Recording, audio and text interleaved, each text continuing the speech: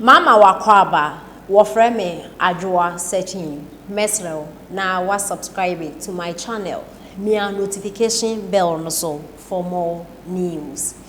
Ebusuafo ena no 4th November ena the new patriotic party NPP omo ekoto aba eyi flag bearer mechire kandinia obedi omo anim na eye 2024 elections omo akwakohia NDC for na enipa onwini abato ni mu no eye His Excellency the Vice President Dr. Bawumia na ebusuafo kamia koye se NPP for eye Vice President Dr. Bawumia ewie as flag bearer no ene ehonsem de bubuja ebi mo a started se Vice President Dr. Bawumia eye Bawulaya on kanokware obeye president no o make promises bebre and so obeye Vice President ye nim ne waye ebi mo so kire se nipa no onye president or your Vice President esro mate na adwuma oye na esro driver so na adwuma oye nti adenti na eye Vice President Dr. Bawumia chinchina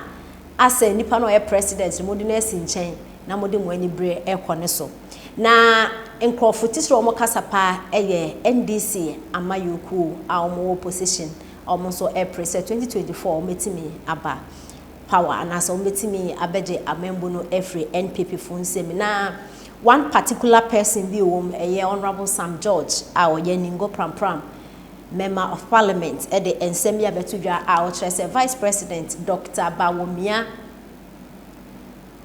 oye eba no religion mu a oye ahyawo because Muslim bia obetu na asi Christopher aso na bia oye ahyawo oye NPP na okwa NDC ma oye ahyawo oye NPP NDC na okwa NPP ma na chese wo di politics ayi konabra oye ahyawo na ensem ya enye Honorable Sam George e de betu dua manfo bebre akondem ni se Ghana hanom ye na ye baako enti na hu hia se ebeyi we ye Muslim we ye Christian hu ehia na e was sense mu na NPP woman bi abema eye Honorable Sam George reply ni NDC amayoko ni na ye densem na woman ni e ka ni sem okay na ni se eye northern region for no omo e kire se ye we na hia omo atonkra e de ama NDC amayoko no so omo ka kire His Excellency Oman Penida da John Dramani Mahama a osanso abase abra oye president a oye president no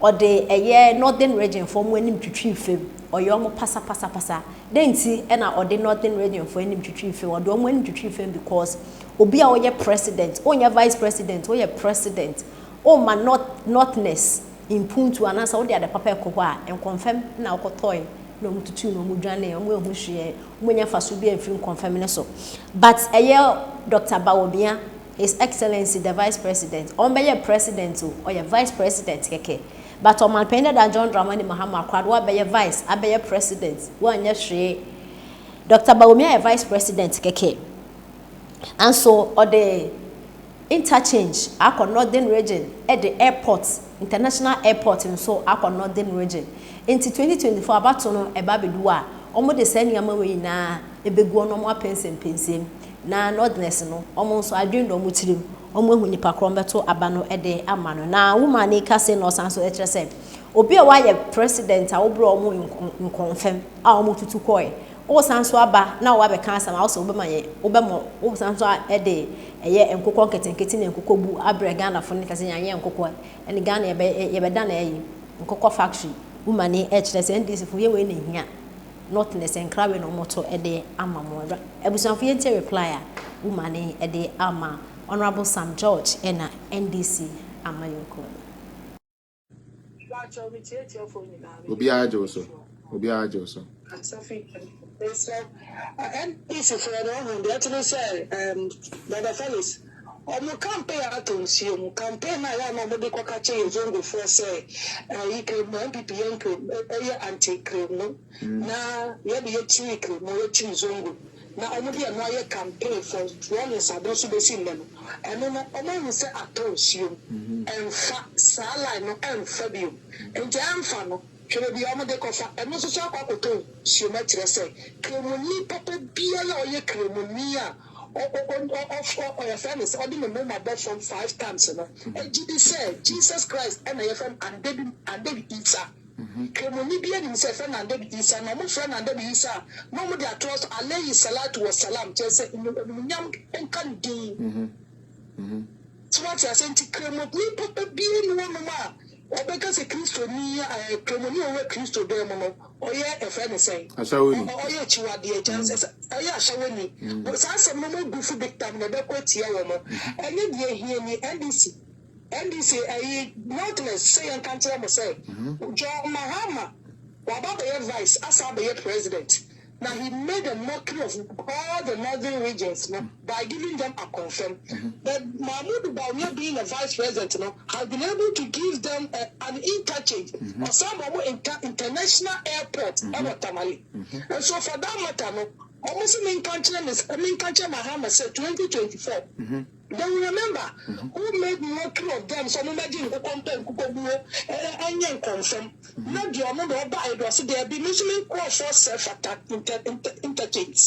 Then call for self-attack international airport. The Besha almost not what to send me. No much as I know me anyway. Woman, Namidiano, I was on to man who are vice after president, whom I won't confirm. Who were the other vice. Eka se di tia kremofo se eye den na kremoni bedi yanim eye den na tani bedi yanim forgetting say Mahama ye tani but obuase. Let me tell you something, and this is how they are going to lose our Muslim votes. And when they lose the Muslim votes, they will come and say they want to go to court and fight. Boy, you bell pro NDC no Sam George. That stupid division now, mo person mo de bagana no. Bra ye be bro 2024 mo lusu. Na mo beji bra ye be bro no. Na kufu adu woko. Because we no ya ye de ne be she dem boko na nada. Utie. Na nada na de ye ne NDC fo no man no ye be sign na ye sign no. Since that is what they are looking for. Yadi akufado be sheda mu 2024 ye wini wie na nkwasiafo we be yeso mu bejimi a me ka say ye be sure mu twibi